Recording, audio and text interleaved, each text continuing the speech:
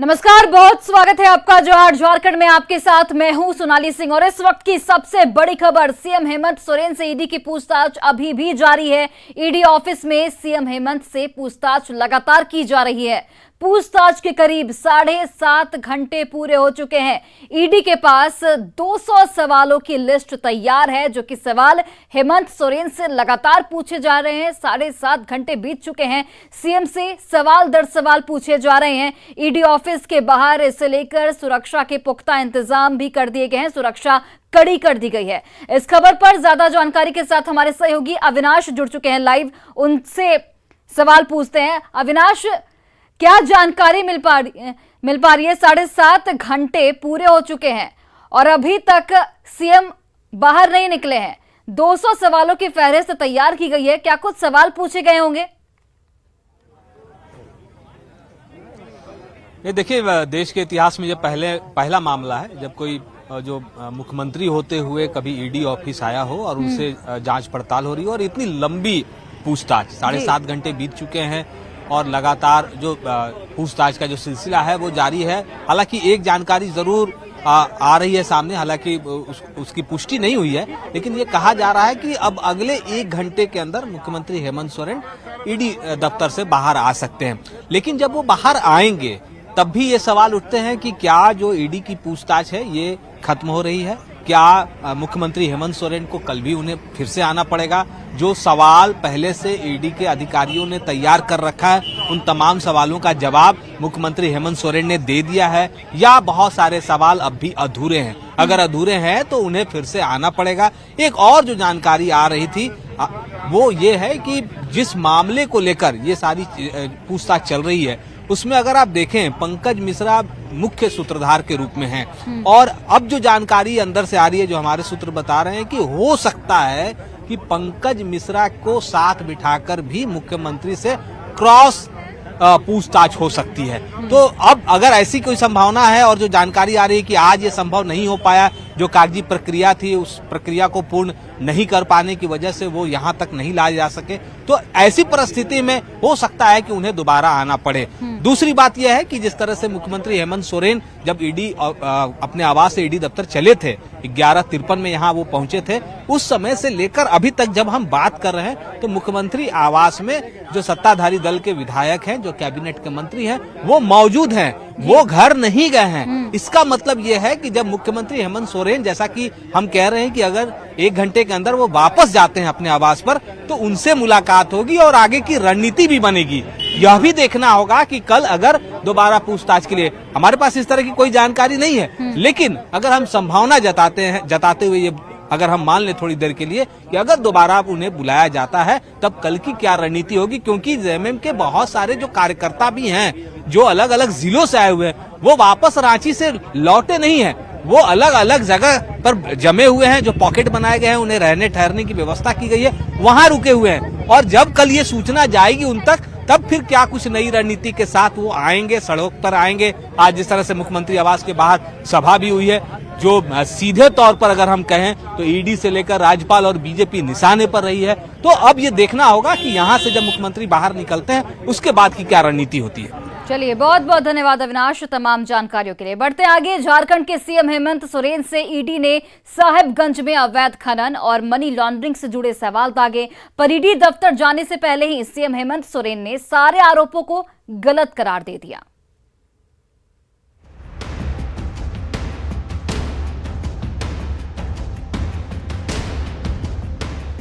झारखंड के मुख्यमंत्री हेमंत सोरेन ईडी दफ्तर में हाजिर हुए। रांची के ईडी जोनल दफ्तर में हेमंत से पूछताछ की शुरुआत हुई। बताया जा रहा है कि ईडी 200 से अधिक सवालों की लिस्ट हेमंत के सामने रख रही है। इन सवालों के जवाब लेने के लिए दिल्ली से 3 अधिकारियों की टीम रांची पहुंची। इन अधिकारियों में ज्वाइंट डायरेक्टर, असिस्टेंट डायरेक्टर और डिप्टी डायरेक्टर स्तर के अधिकारी शामिल हैं।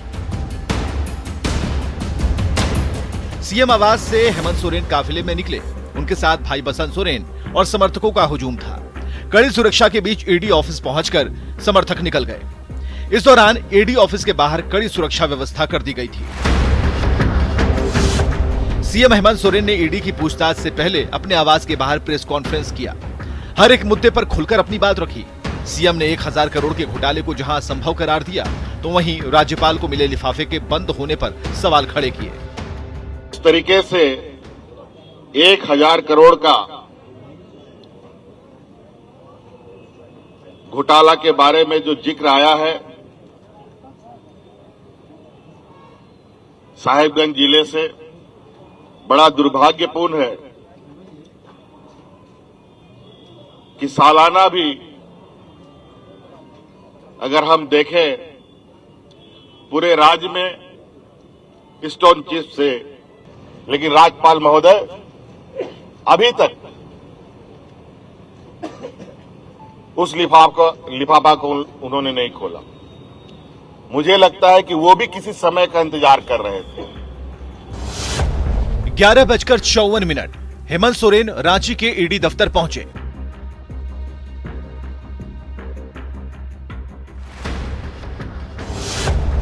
बारह 12:40 हेमंत सोरेन से पूछताछ शुरू हुई।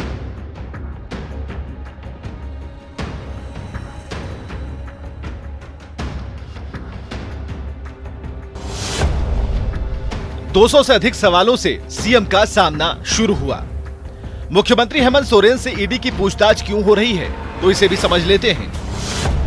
दरअसल साहिबगंज में 1000 करोड़ के अवैध खनन मामले में सीएम की भूमिका को लेकर पूछताछ हो रही है। हेमंत के बरहेट विधानसभा क्षेत्र के विधायक प्रतिनिधि पंकज मिश्रा पहले ही अरेस्ट हो चुके हैं। पंकज मिश्रा के घर से सीएम के बैंक खाते से जुड़ा चेकबुक मिला था। 2 चेकबुक हस्ताक्षरित थे। निलंबित आईएएस अधिकारी पूजा सिंघल, नेताओं और नौकरशाहों से करीबी को लेकर ईडी का शिकंजा कसा। खनन विभाग के मंत्री रहते हेमंत के कार्यकाल में विभाग की सचिव रही पूजा सिंघल ने अकूत संपत्ति अर्जित की। जाहिर तौर पर खदान की आंच और मुख्यमंत्री हेमंत सोरेन पर कस रहे ईडी के शिकंजे ने झारखंड की सियासत को बेहद गर्म कर दिया है। न्यूज़ 18 के लिए रांची से अविनाश कुमार और ओम प्रकाश की रिपोर्ट। और रांची में मुख्यमंत्री हेमंत सोरेन से हुई पूछताछ को लेकर सियासत इस वक्त गर्मा चुकी है। बीजेपी ने गठबंधन सरकार पर भ्रष्टाचार का आरोप लगाया है, तो वहीं जेएमएम और आरजेडी ने इसे बदले की सियासत बताया है। एक एक पाई का हिसाब जनता को देना होगा। जो पत्थर बालू कोयले का रेवेन्यू राज्य के खाते में आनी चाहिए, ताकि झारखंड की जो अमीर राज्य की गोद में जो गरीबी पलती है, उस गरीबी को समाप्त करने के लिए। लेकिन अवैध खनन धंधा कर सारे राजस्व एक परिवार सोरेन परिवार के खाते में जा रहे हैं। अभी आप देख ले रहे हैं हेमंत सोरेन जी के साथ क्या हो रहा है, और सब लोग तो जान ही रहे हैं। अब कोई नई बात रही है क्या? ये इस पे बार बार टिप्पणी करने का कोई मतलब ही नहीं है। जनता जान रही है क्यों हो रहा है। संख्या बल के आधार पर कोई भी सरकार बनती है और कोई भी सरकार बिगड़ती है। संख्या बल हमारे साथ है। हम लोग 52 का समर्थन, हमारे 52 विधायकों का समर्थन हमें है, और हम पूरी मजबूती के साथ राज्य की जनता के मैंडेट का सम्मान करेंगे, और राज्य की जनता ने जो हमें जो जिम्मेदारी सौंपी है, उन जिम्मेदारी को हम पूरा करेंगे। और देखिए, एक तरफ रांची के ईडी दफ्तर में सीएम पर सवाल दागे जाते रहे, तो वहीं दूसरी ओर सीएम आवास के बाहर जुटे जेएमएम कार्यकर्ता बीजेपी और ईडी के खिलाफ आग उगलते रहे और दिन भर गहमा गहमी होती रही।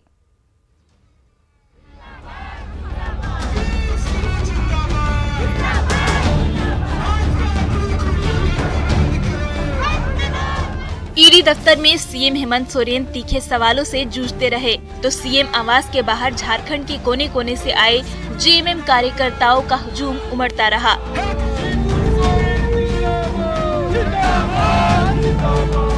सुबह से दोपहर और दोपहर से शाम और रात होती रही, पर सीएम आवास के बाहर डटे जेएमएम कार्यकर्ता टस से मस नहीं हुए।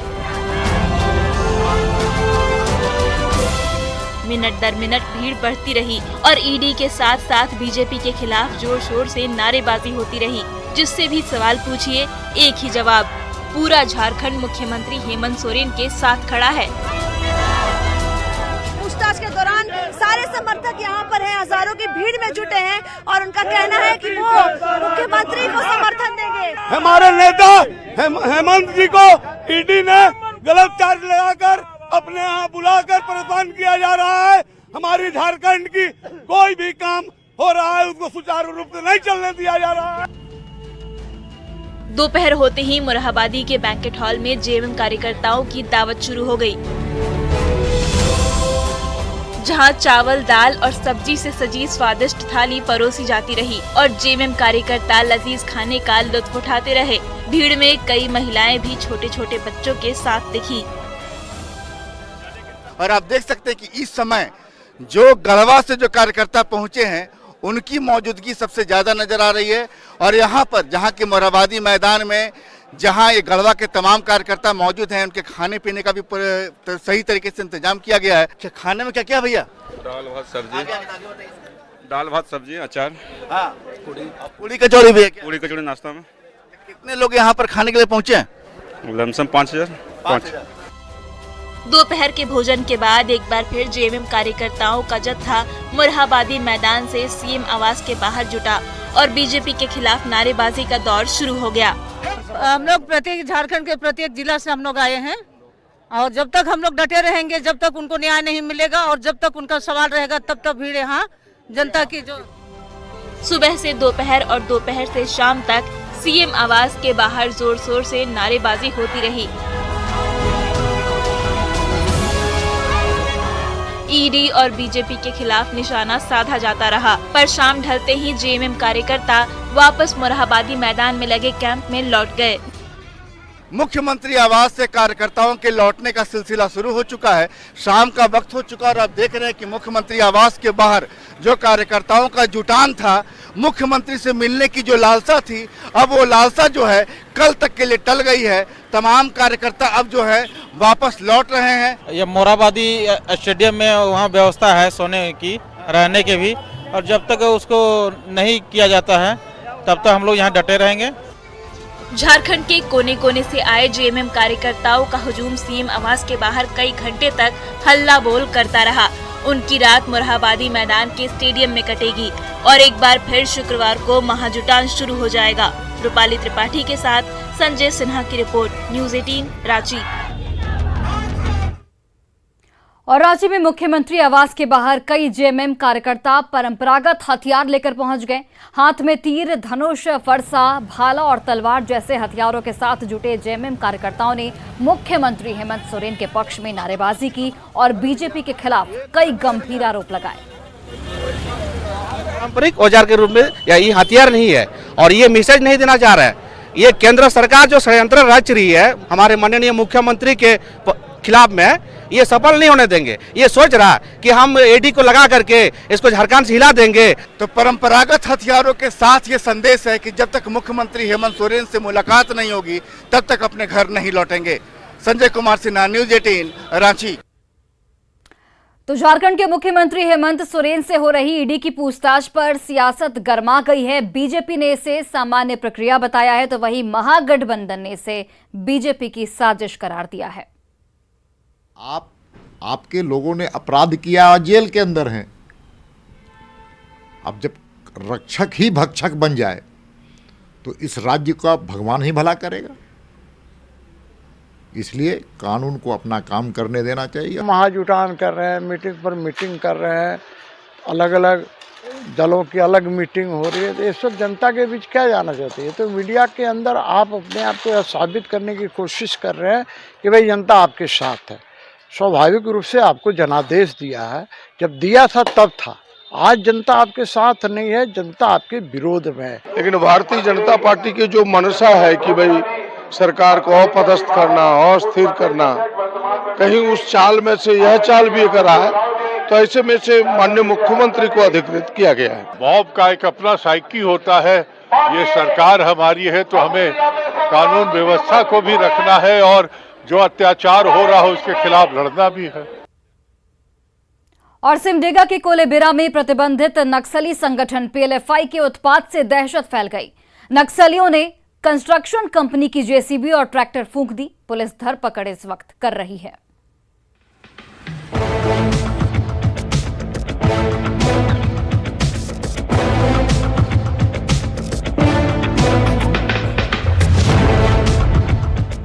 जेसीबी और ट्रैक्टर का जला हुआ कंकाल। ये तस्वीर है उस सिमडेगा की जिसे कुछ समय पहले ही राज्य सरकार ने नक्सल मुक्त घोषित करके अपनी पीठ थपथपाई थी। बुधवार की देर रात इसी जगह पहुंचकर पीएलएफआई के उग्रवादियों ने अपराध का तांडव किया और फायरिंग करते हुए वहां से चले गए। 11 आसपास टॉर्च मांगा, फिर एक कोई हम लोग के पास था और एक कोई घूम रहा था, साइड हल्का सा घूमा, फिर आया, फिर पेट्रोल छिड़क के आग उग लगाया, फिर पोस्टर चिपका दिया। कहाँ पर पोस्टर चिपकाया है? वहाँ पे ऐसे क्या बोला था फिर? दीवार पे क्या बोला कि पोस्टर चिपका रहे। उग्रवादियों के इस तांडव के बाद पूरे क्षेत्र में दहशत है। सूचना मिलने पर सिमडेगा एसपी पूरी टीम के साथ सुबह घटनास्थल पर पहुंचे और मामले की छानबीन शुरू कर दी। पुलिस ने दावा किया है कि जल्द ही मामले का खुलासा करके आरोपियों के खिलाफ कार्रवाई की जाएगी। के अलावा उनके द्वारा एक पर्चा दिया गया है जिसमें कि यह पीएलएफआई का नाम लिखा हुआ है और बाकी उसमें अन्य बातें भी लिखी हुई हैं। तो अभी किसने किया है, क्या किया है, कैसे किया है, सभी बिंदुओं पर हम अनुसंधान कर रहे हैं। इसके पीछे कौन तत्व शामिल हैं उन सभी पे हम लोग जानकारी इकट्ठा कर रहे हैं। कुछ क्लूज हमारे पास हैं, उन पे भी हम काम कर रहे हैं। हमें उम्मीद है कि जल्द ही इस कांड का पर्दाफाश कर लिया जाए। सिमडेगा को नक्सल मुक्त घोषित किए जाने के बाद इतनी बड़ी घटना ने पुलिस की परेशानी बढ़ा दी है। इसके साथ ही सरकार के दावों की भी पोल खोल दी है। श्रीरामपुरी, न्यूज़ 18, सिमडेगा। सरायकेला की नीमडी अंचल के सीआई खिलाराम मुर्मू को एसीबी ने 5,000 रुपए घूस लेते रंगे हाथों दबोच लिया है। एसीबी ने शिवपुरी कॉलोनी निवासी प्रशांत महतो के आवेदन पर यह कार्रवाई की। प्रशांत महतो ने जमीन की म्यूटेशन का आवेदन नीमडी अंचल कार्यालय को दिया था। इसके एवज में सीआई खिलाराम मुर्मू ने प्रशांत महतो से घूस मांगी थी और इसी के तहत ये कार्रवाई की गई।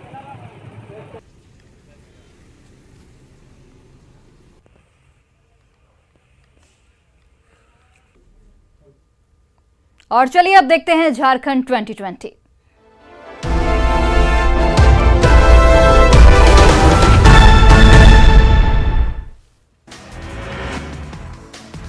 धनबाद के शमशेर नगर में संदिग्ध हालत में नवविवाहिता का शव मिलने से फैली सनसनी। ससुराल वालों ने बताया आत्महत्या, पड़ोसियों ने हत्या की जताई आशंका। बोकारो की गोमिया में हवाई अड्डे के पास पेड़ से लटका मिला शव। पुलिस मामले की छानबीन में जुटी। गिरिडीह के बिरनी में करंट लगने से मिस्त्री की मौत। तार जोड़ने के दौरान हुआ हादसा। देवघर में 2 बाइक की भीषण टक्कर में एक महिला की मौत, एक व्यक्ति गंभीर रूप से जख्मी। मामले की छानबीन में जुटी पुलिस। पाकुड़ में धड़ल्ले से गौ तस्करी का खेल जारी। हर गुरुवार की सुबह और शाम को पैदल जानवरों को कराया जाता है बॉर्डर पार। जामताड़ा के घड़चोकिया गांव में बालू लदे ट्रैक्टर ने एक व्यक्ति को कुचला। घटनास्थल पर हुई मौत। नाराज लोगों ने जमकर किया बवाल। गुमला के सिलम बाईपास पर अनियंत्रित ट्रैक्टर पुल से 30 फीट नीचे गिरा। हादसे में ड्राइवर और खलासी की दर्दनाक मौत। जमशेदपुर में आजसू पार्टी ने राज्य सरकार के खिलाफ किया प्रदर्शन। निकाय चुनाव में ओबीसी आरक्षण नहीं देने के विरोध में प्रदर्शन। जामताड़ा में निकाली गई कांग्रेस पार्टी ने नफरत छोड़ो भारत जोड़ो यात्रा।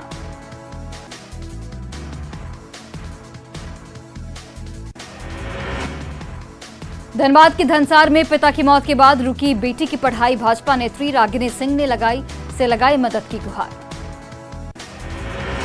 धनबाद के एक निजी होटल में चाणक्य आईएएस अकादमी निःशुल्क सेमिनार का करेगी आयोजन। अकादमी प्रबंधन ने प्रेस वार्ता कर दी जानकारी। गिरिडीह के खोरी महुआ एसडीएम ने सभी बीएलओ के साथ की बैठक। युवा मतदाताओं को मतदान सूची से जोड़ने को लेकर की गई चर्चा। रामगढ़ के SS+2 उच्च विद्यालय में प्रखंड स्तरीय खेल प्रतियोगिता का आयोजन। विधायक ममता देवी मुख्य अतिथि के रूप में रही मौजूद।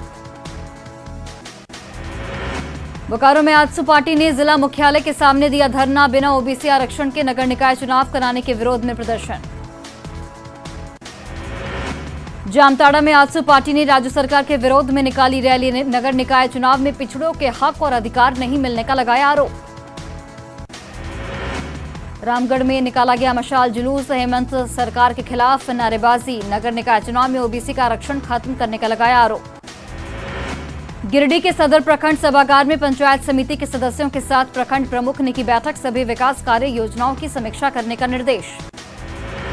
पाकुड़ में खेलो झारखंड खेल प्रतियोगिता में का आयोजन, कई स्कूल के छात्र छात्राओं ने कार्यक्रम में लिया हिस्सा। देवघर में स्वर्ण व्यवसायी संघ ने निकाली रैली, अपनी मांगों को लेकर डीसी को सौंपा ज्ञापन, कानूनी पचड़े से राहत की रखी मांग।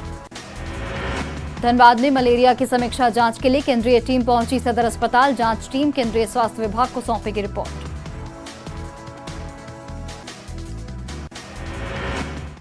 और फिलहाल इस बुलेटिन में बस इतना ही। आप देखते रहिए न्यूज़ 18 बिहार झारखंड।